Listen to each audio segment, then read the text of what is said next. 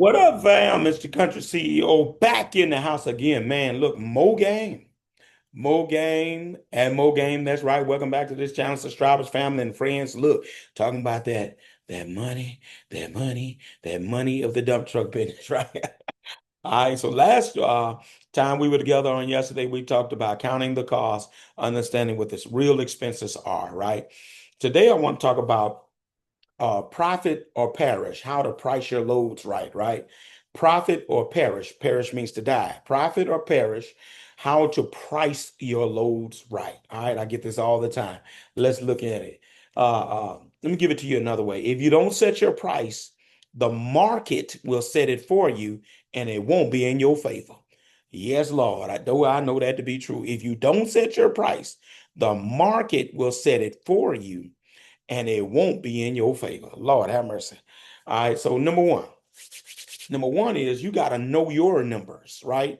Your price must cover all expenses, all right, plus the profit, right? Don't miss that, right? Your numbers, your price must cover all of the cost plus profit. In other words, somebody want me to haul. Let me give it to you just off the top of my head.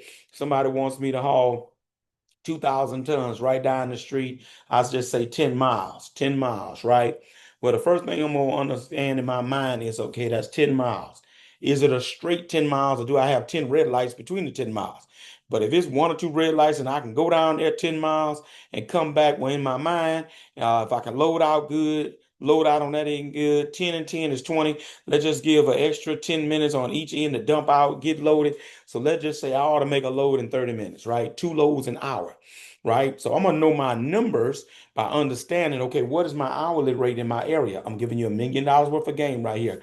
If my going rate for my triaxle is $100 an hour in my area, then and I know I can make two loads an hour. Well, I know one thing, the very least I need to do this for is $50 a load. If it's about a ton, 250 a ton. If it's about a yard, 250 a yard, right? 20-yard triaxle.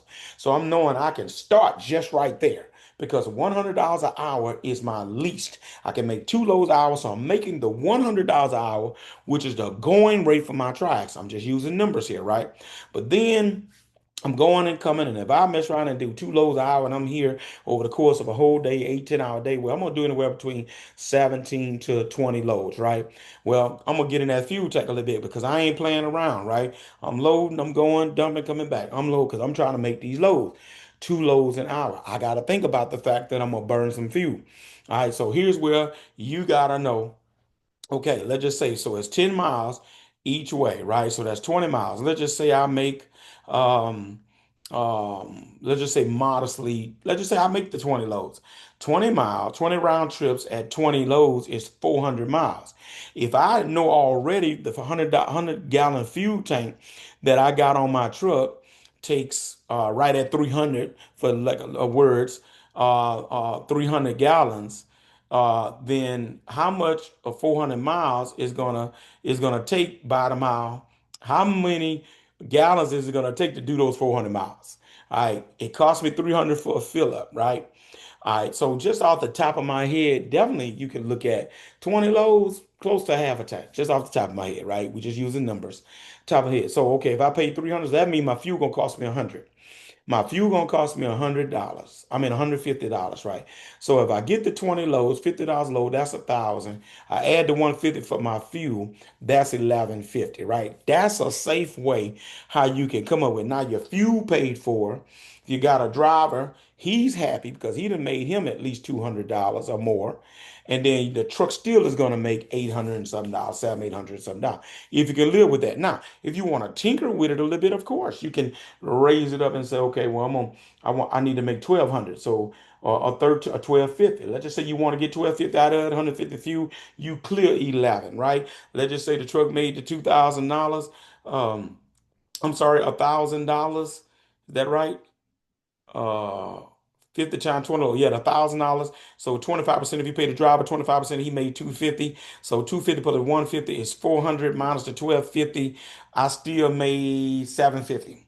right? And if I'm on that job the whole week, 750 times five, what, 15, 15, that's 30, 3750 is what I would clear. I typically would have liked to made a little more than that. I just believe these triaxles now got to. That's down here in South Louisiana now. So don't hold me to it that that's what you got to do. But I definitely feel just anywhere the starting point has to be no less than $4,000 a week for these trucks, right? And I'm talking about at the triaxle level, right? So use the concept and then just fit it in where it would fit best in your particular area. If you're in your area that number is 5,000 a week, then so be it. 6,000 a week don't matter. The concept is what you need to get down pat so you can do what? Know your numbers, right? All right, get your $1 million worth game right there. Understand market rates. Competing too low hurts everyone. Ooh, I wish I can get some guys to understand that. Competing too low hurts everybody. So understand the market rates. If the rate in your area is 100, nobody has a reason to be going under 100. If you got to lose a job in order that everybody can keep the work at 100, then that's going to help everybody, right? Stand on your ground for that, right? So understand the market rates, then value over volume. Sometimes, watch this, fewer higher paying loads beat running yourself into the ground. Oh my goodness. In other words, what is it, what are we saying here? Um, hauling 4 loads a day with a good rate is better than hauling 15 loads over here at a cheap rate. Did you hear what I just said? Right? It's going to be better. All right. So value over volume. The illustration is like a scale. You can't let one side cost outweigh the other side pricing or you'll tip over. I like that illustration. I need y'all to visualize it. Like a scale, a scale. You can't let one side cost, let you see it, cost outweigh the other side, which is price, because they're going to do what? It's going to tip the scales and tip you into a loss, right? So run a profit per load calculation on your last 3 jobs.